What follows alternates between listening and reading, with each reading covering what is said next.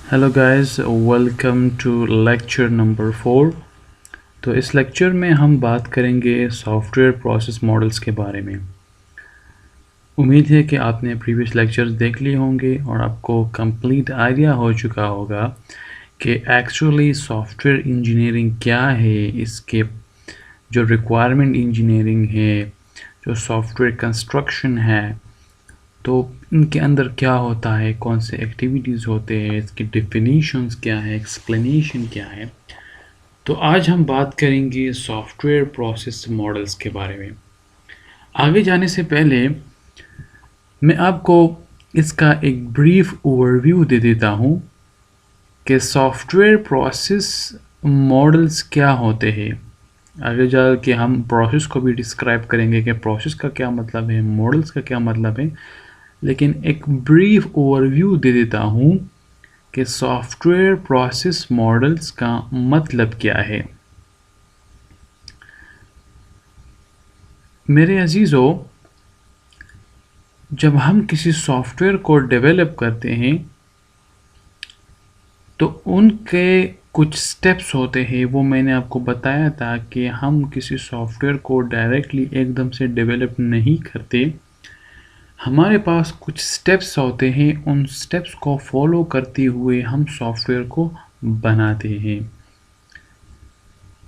उन स्टेप्स को हम कहते हैं, उनमें सबसे पहला जो स्टेप है वो रिक्वायरमेंट इंजीनियरिंग है, जिसमें हम क्लाइंट से रिक्वायरमेंट कलेक्ट करते हैं। दूसरा डिज़ाइन है, फिर कोडिंग है, टेस्टिंग है, मेंटेनेंस है। ये सारे एक्टिविटीज़ है जिसके एंड में हमें एक छोटा सा प्यारा सा सॉफ्टवेयर मिल जाता है। लेकिन एक मकसद तक पहुंचने के लिए स्टेप्स तो होते हैं, लेकिन एक टीम उस स्टेप्स को अलग तरह से परफॉर्म कर रही होती है और दूसरी टीम उस स्टेप्स को अलग तरीके से परफॉर्म कर रही होती है। हालांकि स्टेप्स वही होते हैं, लेकिन तरीका अलग होता है। अब मेरे कहने का क्या मतलब है, जो हमारे पास एक्टिविटीज़ है, रिक्वायरमेंट, डिज़ाइन, कोडिंग, टेस्टिंग वगैरह, इनको परफॉर्म करने के मुख्तलिफ मॉडल्स है, मुख्तलिफ तरीके हैं। एज अ सॉफ्टवेयर इंजीनियर आपको ये सारे मॉडल्स, ये सारे तरीके पता होने चाहिए, ताकि जब आपके पास कोई सिचुएशन आ जाए तो आप इनमें से बेहतर डिसाइड करें कि हमारे प्रोजेक्ट के लिहाज से कौन सा मॉडल या कौन सा तरीका परफॉर्म करना चाहिए। कॉस्ट के लिहाज से, टाइम के लिहाज से, रिक्वायरमेंट के लिहाज से कौन सा मॉडल हमारे लिए बेस्ट है। हालांकि एक्टिविटीज़ तो वही होंगे। तो आगे चलते इंशाल्लाह आपको समझ आ जाएगा कि सॉफ्टवेयर प्रोसेस मॉडल्स का क्या मतलब है।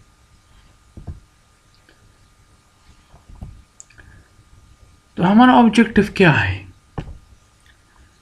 हमारा मकसद क्या है इस लेक्चर को पढ़ने का। बेसिकली इस लेक्चर का जो मेन मकसद है वो यही है कि आपको सॉफ्टवेयर प्रोसेस मॉडल्स का पता चल जाए और सेकेंडली आपको ये पता हो कि आपने किस वक्त कौन सा मॉडल सेलेक्ट करना है। ये इसकी दो मेन ऑब्जेक्टिव्स हैं। तो सबसे पहले एक्सप्लेन करते हैं कि सॉफ्टवेयर प्रोसेस क्या है। What is mean by software process. ये जो लफ्ज है प्रोसेस, क्या मतलब है इसका।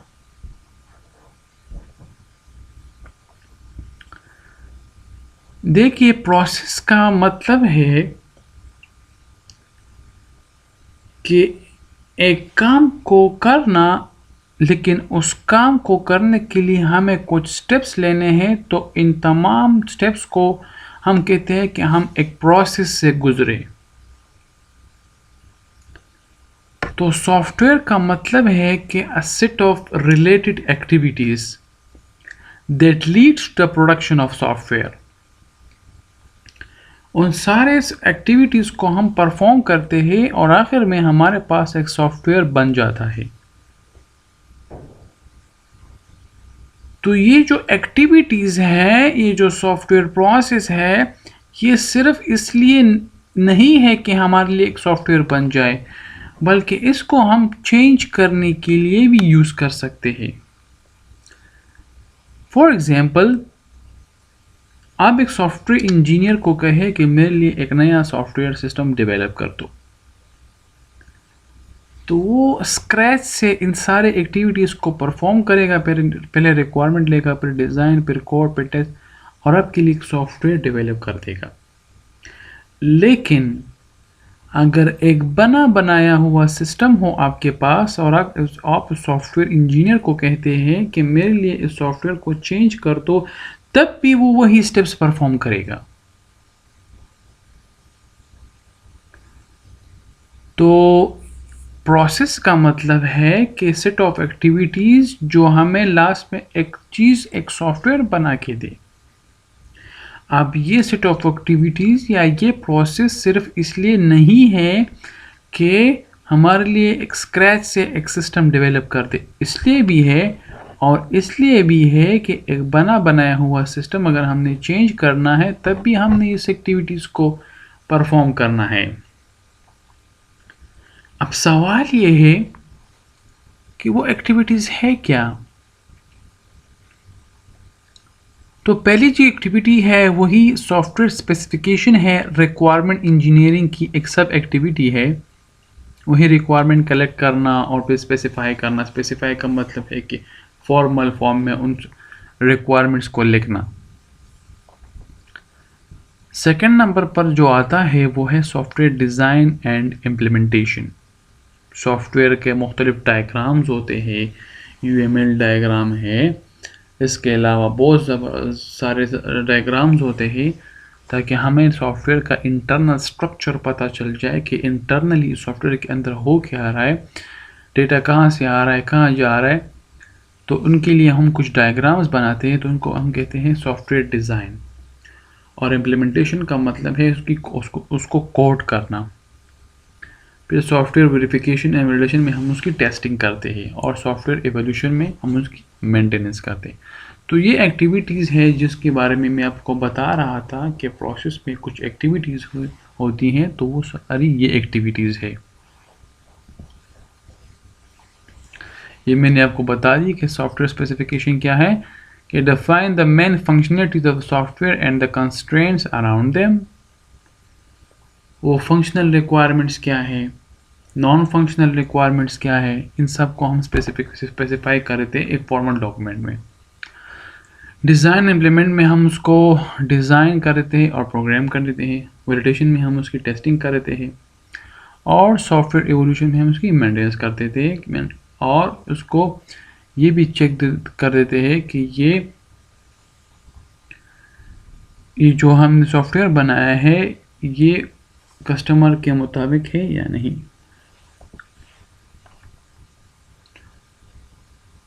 There are also supporting activities such as configuration and change management, quality assurance, project management, user experience. When we talk about a process, we usually talk about the activities in it. However, a process also includes a process description, which includes, okay, यहाँ पे कुछ terms हैं, product और roles. Product का मतलब है and result, कि इन activities के एंड में हमारे पास क्या चीज़ बन गई, तो उस एंड रिजल्ट को हम प्रोडक्ट कहते हैं। रोल कि कोई प्रोजेक्ट मैनेजर है, कोई प्रोग्रामर है, कोई सॉफ्टवेयर इंजीनियर है, कोई टेस्टर है, इन सब के इस पोजीशन को, इस रिस्पॉन्सिबिलिटी को हम रोल कहते हैं।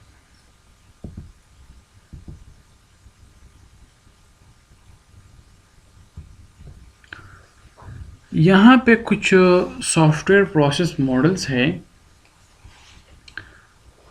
Waterfall model, incremental model, V V model, agile model, build and fix model, बहुत सारे मॉडल्स हैं। आप इनको सेपरेटली गूगल भी कर सकते हैं, इनको सेपरेटली आप सर्च कर सकते हैं। हम इनमें से कुछ 2-3 एक्सप्लेन करेंगे कि मॉडल बेसिकली होता क्या है, उनके कुछ एग्जाम्पल्स पढ़ेंगे। ओके, सबसे पहले आता है वाटरफॉल मॉडल। डिफिनीशन या एक्सप्लेनेशन पे जाने से पहले हम इसका एक डायग्राम देख लेते हैं। डायग्राम में आपको बेहतर समझ आएगा। ये है वाटरफॉल का डायग्राम। अब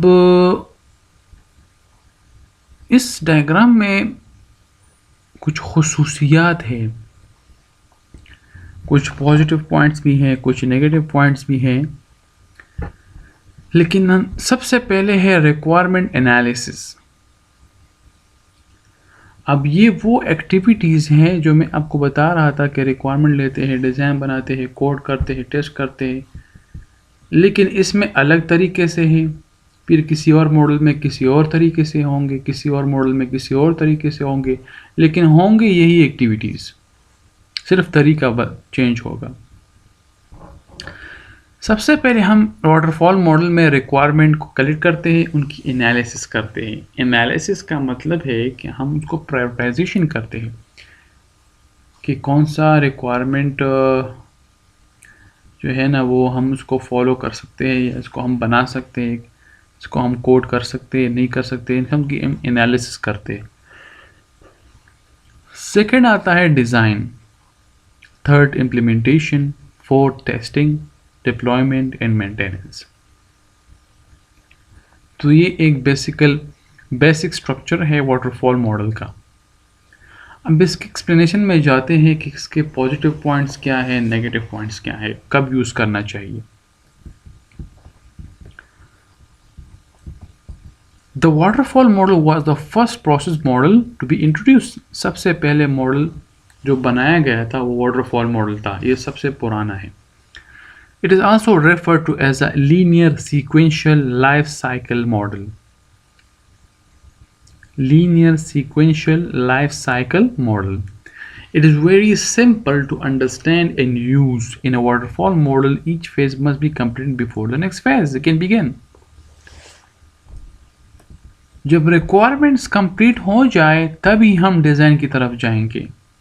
ऐसा नहीं हो सकता कि रिक्वायरमेंट्स 50% या 40% हो गए हैं, अब हम डिज़ाइन पे जा रहे, फिर कोड पे जा रहे, फिर वापस इधर आ रहे। वापस ही का चक्कर इसमें नहीं है।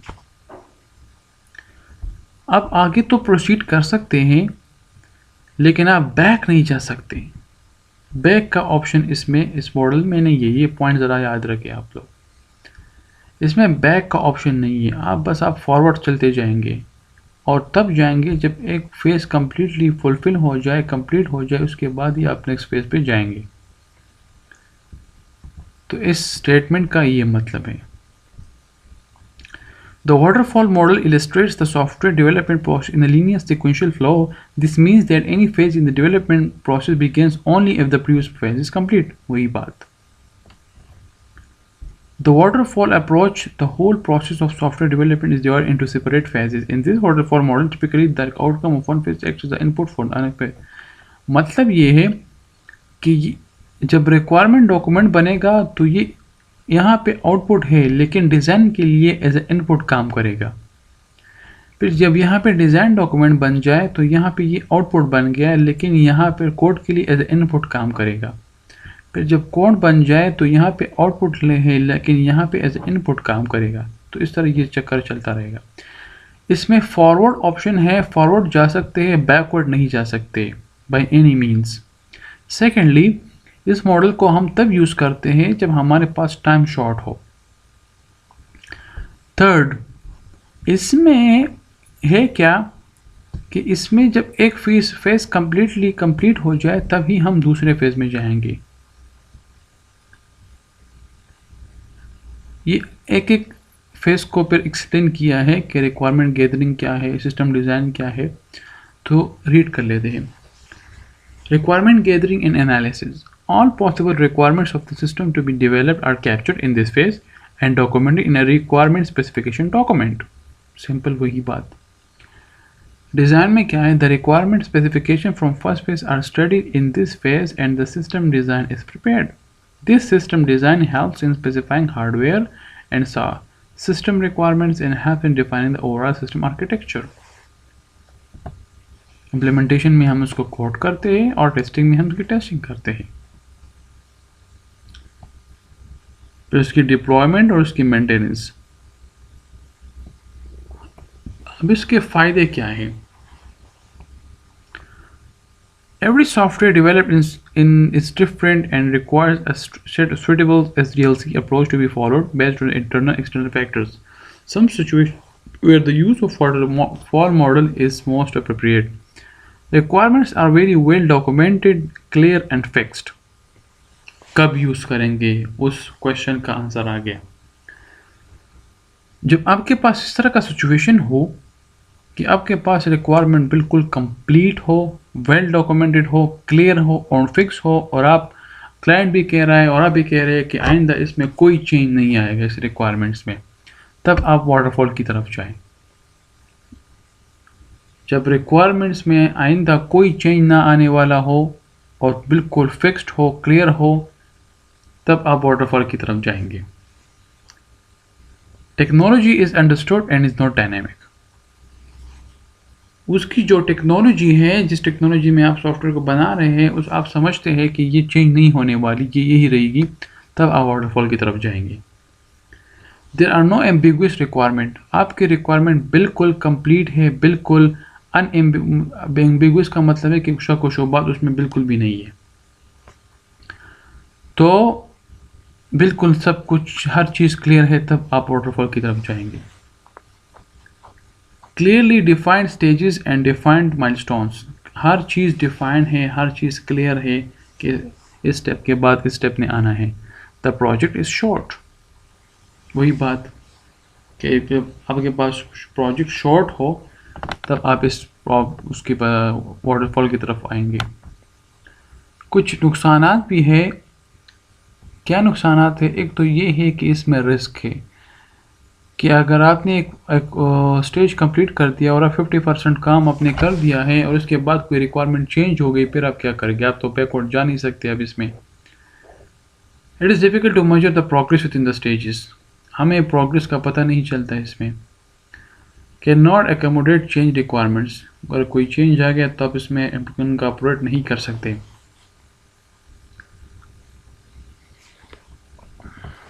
उसके बाद आता है इंक्रीमेंटल मॉडल. अब इंक्रीमेंटल मॉडल में है क्या? इंक्रीमेंटल मॉडल का आपको मैं एक छोटा सा ओवरव्यू दे देता हूँ कि इंक्रीमेंटल का मतलब है, इंक्रीमेंट का मतलब है छोटे छोटे पॉइंट्स को ऐड कर देना. फॉर एग्जांपल एक पिक्चर है, आप उस पिक्चर को बनाना चाहते हैं. उस पिक्चर में आप किसी ह्यूमन का फेस डिज़ाइन कर रहे हैं या किसी ह्यूमन का फेस ड्रॉ कर रहे हैं, तो आप सबसे पहले उसका फॉर एग्जांपल आंखें बनाते हैं. फिर एक दिन 2 दिन बाद आप उसके फिर होंठ बनाते हैं, फिर नाक, फिर आप एक एक इंक्रीमेंट को ऐड करते जा रहे हैं. फिर आखिर में आपके पास एक फुल पिक्चर बन जाती है, फुल प्रोडक्ट बन जाती है. तो इंक्रीमेंटल भी कुछ इस तरह है कि आप छोटे छोटे बिल्ड्स बनाते हैं, छोटे छोटे पार्ट्स बनाते हैं एक सॉफ्टवेयर का. फिर आखिर में उस सब पार्ट्स को आप इकट्ठा करके एक कंप्लीट सॉफ्टवेयर बना देते हैं. In incremental model the whole requirement is divided into various builds. सारे के सारे सिस्टम को हम टुकड़ों में तकसीम कर देते हैं कि सबसे पहले हम इस टुकड़े को बनाएंगे, फिर इसको बनाएंगे, फिर इसको बनाएंगे, फिर आखिर में सबको ऐड कर देंगे. Multiple development cycles takes place here. In this model, each module passes through the requirement design, implementation and testing phase. मतलब ये है कि जो छोटे छोटे टुकड़े हमने बनाए हैं और हमने ये कहा कि सबसे पहले इस टुकड़े को बनाएंगे, फिर उस ख़ास एक टुकड़े के लिए हमने इन सब फेजेस को परफॉर्म करना है. Requirement design, coding, testing, requirement design, coding, testing, हर एक टुकड़े के लिए. A working version of software is produced during the first module, so you have working software early on during the software life cycle. कि अगर एक टुकड़ा बन गया तो बस आपका सॉफ्टवेयर का एक हिस्सा वर्किंग मॉडल बन गया. Consider the diagram that will explain the approach used in the incremental model. तो जिस तरह मैंने आपको एक पिक्चर की मिसाल दी कि आप टुकड़ों में उसको एक एक टुकड़ा आप बनाते जाते हैं, आपके पास आखिर में एक पिक्चर बन जाती है. तो ये उसका डायग्राम है कि सबसे पहले आप रिक्वायरमेंट्स कलेक्ट करते हैं, उसके बाद आप 3 बिल्ड्स बनाते हैं. आप मल्टीपल बिल्ड्स भी बना सकते हैं. एग्जांपल के लिए 3 दी गई हैं. तो हर एक टुकड़े के फिर requirement design testing, requirement design testing, requirement design हर एक टुकड़े के फिर आखिर में उसको आप मर्ज करते हैं.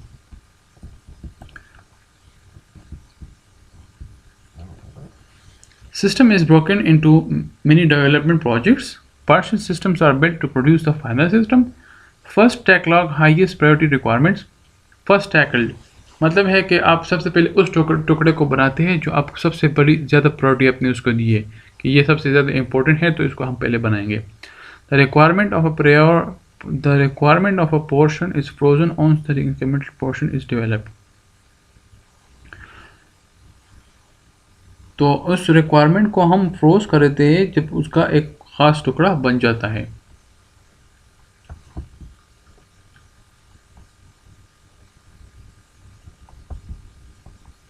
फ़ायदे और नुकसान की तरफ आते हैं.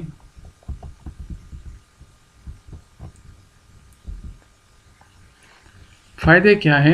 इन this model customer can respond to each build. आप एक एक टुकड़े को बना रहे हैं तो एक एक टुकड़े को जो कस्टमर है वो बेहतर समझ सकता है कि इसमें क्या चीज़ है, क्या चीज़ हो रही है, क्या चीज़ नहीं हो रही. This model is more flexible, less costly to change scope and requirements.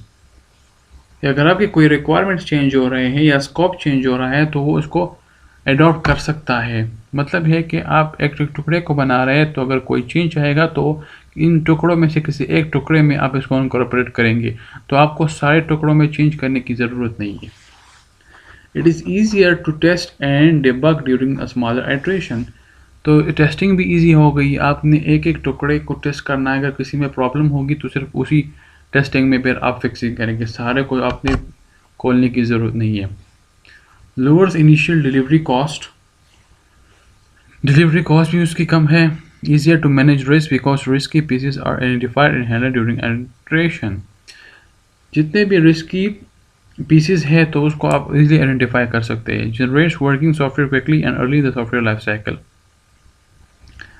जी, नुकसानात क्या है? Needs good planning and design. अगर आपने इंक्रीमेंटल करना है तो आपको सबसे ज़बरदस्त प्लानिंग और डिज़ाइन चाहिए. Need a clear and complete definition of the whole system before it can be broken down build incrementally. अगर आपने टुकड़े बनाने हैं तो आपको सबसे पहले उसकी कंप्लीट आइडिया होना चाहिए इस पूरे प्रोजेक्ट का कि ये इस प्रोजेक्ट में है क्या, उसके फंक्शनल नॉन फंक्शनल सब कुछ आपको क्लियर होना चाहिए. Total cost is high then waterfall से थोड़ा सा ये कॉस्टली है. As additional functionality is added to the product, problems may arise related to system architecture which were not evident in earlier prototype. कि अगर आपने किसी एक टुकड़े में कोई चीज़ चेंज कर दी तो ओवरऑल आर्किटेक्चर में वो चीज़ नहीं थी, तो वो सबको डिस्टर्ब कर सकता है. इंक्रीमेंटल को आपने कब यूज़ करना है? This model can be use when the requirements of the complete system are clearly defined and understood. जब कंप्लीट सिस्टम के रिक्वायरमेंट्स क्लियर हो, अंडरस्टूड हो, तब आप इसको यूज़ कर सकते हैं. Major requirements must be defined, however some details can evolve with time. जो सबसे बड़े बड़े requirements है, जो major requirements हैं वो define होने चाहिए, हालांकि उसकी details को हम बाद में change कर सकते हैं. There is no need to get a product in the market early. अगर आपको product निकालने में जल्दी ना हो तब हम इसको use कर सकते हैं. अगर आपको product जल्दी निकालना हो market में तब हम इसको use कर सकते हैं. क्योंकि आप बिल्ड्स में बना रहे हैं तो एक एक बिल्ड जब बनेगा तो उसको आप लॉन्च करेंगे, फिर आप उसमें एडिशन करते जाएंगे, अपडेट और अपडेट करते जाएंगे. A new technology is being used. कि अगर न्यू टेक्नोलॉजी आ रही है तो बिल्ड बाय बिल्ड हम इसमें ऐड कर सकते हैं. Resources with needed skill set are not available. हमारे पास उस स्किल सेट के रिलेटेड रिसोर्सेज अवेलेबल ना हो। There are some high risk features and goals, कुछ रिस्क भी इसमें इन्वॉल्व है। उम्मीद है कि आपको इस लेक्चर का थोड़ा सा कुछ up to some extent idea हो चुका होगा। तो मिलते हैं इंशाल्लाह अगले लेक्चर में। शुक्रिया।